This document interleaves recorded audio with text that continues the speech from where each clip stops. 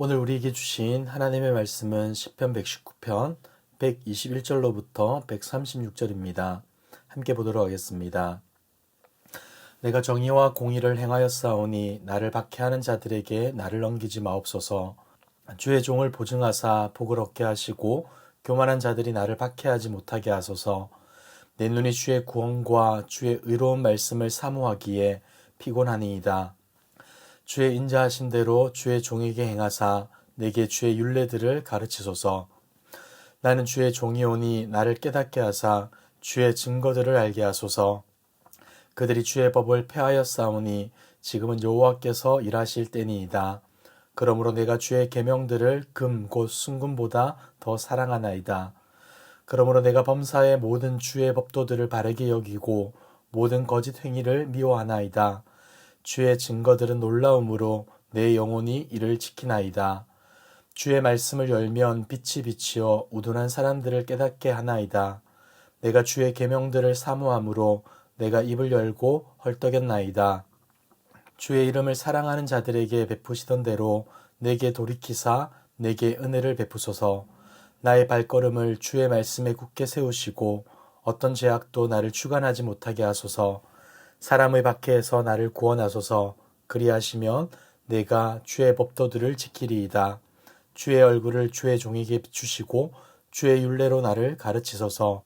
그들이 주의 법을 지키지 아니하므로 내 눈물이 시냇물같이 흐르나이다. 아멘. 시인은 이번 단락에서 자신이 박해하는 자들로 인해 많은 고난을 당하면서도 정의와 공의를 행했다고 말을 합니다. 악인들은 폭력을 가했지만 자신은 악을 악으로 갚지 않고 하나님의 통치 원리인 정의와 공의를 따라서 행했다고 고백하는 것이죠. 이러한 가운데 시인은 하나님께 기도합니다. 하나님, 박해하는 자들에게 저를 넘기지 말아 주십시오. 그리고는 하나님께서 복을 얻도록 보증해 달라고 간구합니다. 여러분, 하나님이 어떻게 정의와 공의를 행하는 시인에게 보증이 될 수 있겠습니까? 그것은 시인을 악인들에게서 건져주심으로 가능한 것입니다. 하나님의 구원을 통해 하나님의 질서를 따라 사는 시인의 행위가 옳았음이 증명되기 때문이죠. 시인은 오랜 시간 고통의 시간을 보냈던 것으로 보여지는데 하지만 그 가운데서도 눈이 피곤할 정도로 하나님의 구원과 말씀을 사모했다고 말합니다. 그는 하나님이 의로운 말씀을 통해 구원을 약속하셨기에 그 말씀이 이루어지기만을 간절히 기다렸던 것이죠. 왜냐하면 구원은 자신의 노력이나 공로가 아니라 오직 하나님의 은혜임을 알았기 때문입니다. 그리고 더 나아가 시인은 보다 적극적으로 하나님께 요청을 하고 있는데 그는 구원을 향한 간구와 더불어 하나님의 말씀들을 가르쳐 주시고 깨닫게 해달라고, 그리하여 하나님의 증거들을 알게 해달라고 기도합니다. 하나님이 베풀어 주신 구원을 통하여서 하나님의 말씀을 분명하게 깨달을 수 있기를 소망했던 것이죠. 사랑하는 성도 여러분, 우리는 고난 중에서 어떠한 기대와 소망을 가지고 있습니까? 고난이 그저 지나가기만을 소망하고 이 고난에서 어떻게 벗어날지에만 마음을 두고 있지는 않습니까? 어쩌면 연약한 우리 모두는 그럴 수밖에 없는 존재일지 모르겠습니다. 하지만 그럼에도 불구하고 성도된 우리는 고난 가운데서도 하나님의 구원과 약속의 성취를 기대하고 소망하는 자가 되어야 할 것입니다. 질그릇과 같은 인생 가운데 고난은 분명 우리의 연약함과 한계를 직면하게 하겠지만 그럼에도 불구하고 고난이 우리에게 유익일 수 있는 이유가 무엇입니까? 깨어지는 질그릇을 보며 알게 되는 사실이 무엇입니까? 그것은 바로 내가 아니라 하나님이시구나. 떨어져 나가는 질그릇 조각을 붙잡을 것이 아니라 하나님을 붙잡고 하나님을 바라봐야 하는구나 라는 사실을 우리는 깨닫게 되는 것입니다. 사랑하는 성도 여러분, 앞이 보이지 않는 캄캄한 고난의 터널을 지나가고 계십니까? 그러할수록 우리는 하나님의 말씀을 바라봐야 합니다. 하나님께 붙들린 자로 살아가야 하는 것입니다. 그리할 때 참된 소망이 질그릇 같은 우리나 세상에 있는 것이 아니라 오직 하나님께 있음을 깨닫게 되는 것입니다. 126절에서는 너무나 오랫동안 악인들에게 고통을 당하던 시인은 이제 하나님께서 일하실 때가 되었다라고 말하면서 그들을 심판해 달라고 촉구합니다. 이는 하나님의 구원이 자신을 건져내는 것으로 끝나지 않고 악인에 대한 심판으로까지 이어진다는 사실을 알았던 것이죠. 그리고 그러면서 악인들과 달리 자신은 순금보다 하나님의 말씀을 더 사랑한다고 고백하며 이번 단락을 마무리합니다. 이어지는 129절에서 136절은 놀랍고 신비한 하나님의 말씀과 구원에 대한 갈망이 기록되어져 있습니다. 시인은 먼저 하나님의 증거들을 묵상하면서 지혜를 발견하게 되는데 그가 발견한 지혜는 놀랍고도 경탄을 금할 수 없는 것이었습니다. 그리고 이 놀랍고 신비한 말씀은 하나님께서 해석해 주시고 깨닫게 해 주셔야만 알 수 있는 것이다 라고 고백하고 있는 것이죠. 시인은 이것을 말씀의 열림이라고 표현하는데 하나님이 성령의 빛으로 비춰주셔야만 알 수 있다는 것을 뜻합니다. 빛이 있으면 어둠 속에서도 보석을 발견할 수 있는 것처럼 무지하고 어리석은 우리라 하더라도 하나님이 말씀을 열어주시면 말씀을 보고 알 수 있다는 것입니다.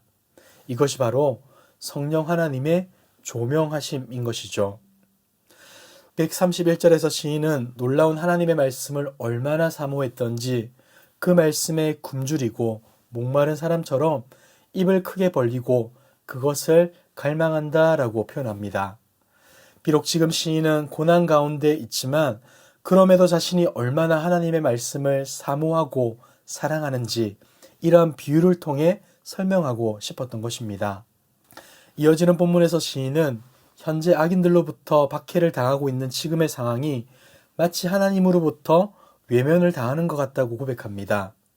그래서 하나님께 이렇게 간구하는 것이죠. 하나님, 얼굴을 저에게 향하여 은혜를 베풀어 주십시오. 우리가 잘 아는 것처럼 하나님이 얼굴을 향하신다는 것은 은혜와 구원을 베푸신다는 뜻입니다.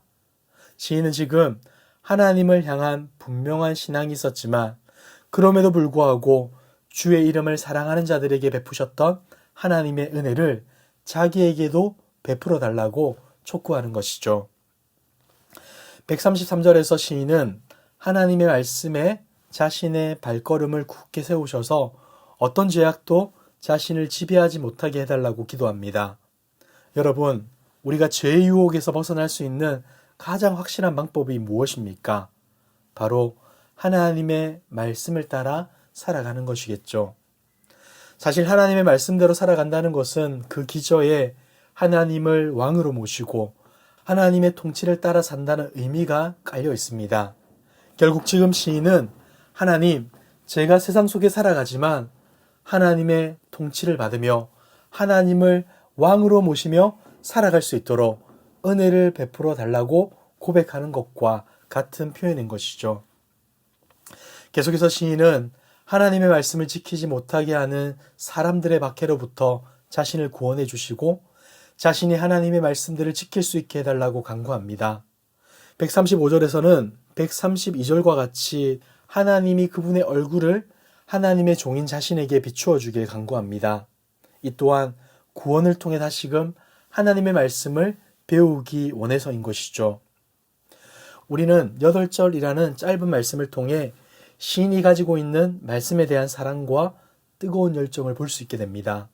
그리고 이러한 자신의 열정만큼 다른 사람들이 말씀을 지키지 않는 것에 대한 슬픔 또한 표현하게 됩니다. 136절을 보시기 바랍니다. 그들이 주의 법을 지키지 아니하므로 내 눈물이 시냇물같이 흐르나이다. 아멘. 시인이 큰 슬픔에 사로잡힌 이유는 자기가 고난을 당해서가 아니라 사람들이 하나님의 법을 무시했기 때문입니다. 그에게 있어서 하나님의 말씀은 너무나 소중한 것이었고 그 자신만이 아니라 모든 사람들이 존중하고 지켜야 할 진리의 말씀이었던 것이죠. 사랑하는 성도 여러분, 우리에게도 이러한 마음이 있기를 소망합니다. 우리 개인이 하나님의 말씀을 깨닫고 알아가며 그 말씀을 통해 참된 만족을 누리는 것 너무나 중요한 일입니다.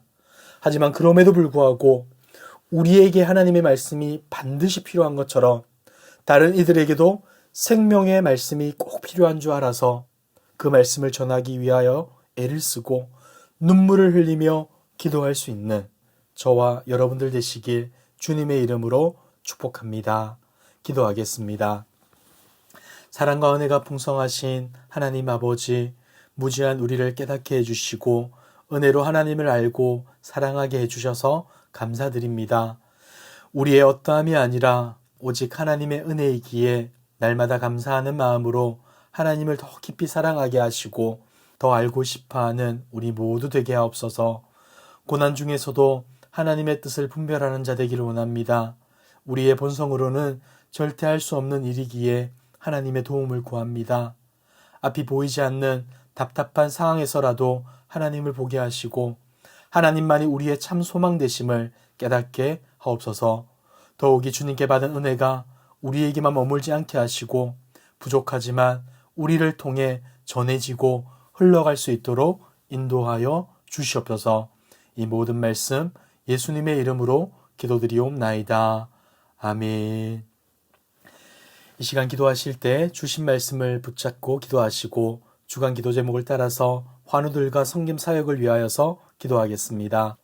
영적으로나 육적으로 연약한 자들을 위해 기도해 주시고 기쁨으로 섬기는 우리 교회 될 수 있도록 모든 섬김 사역을 통하여서 세상의 소망이 되는 행복한 교회 될 수 있도록 특별히 우크라이나와 러시아의 전쟁이 종전되게 하시고 이로 인해 고통받는 이들이 회복되고 치유될 수 있도록 기도해 주시기 바랍니다.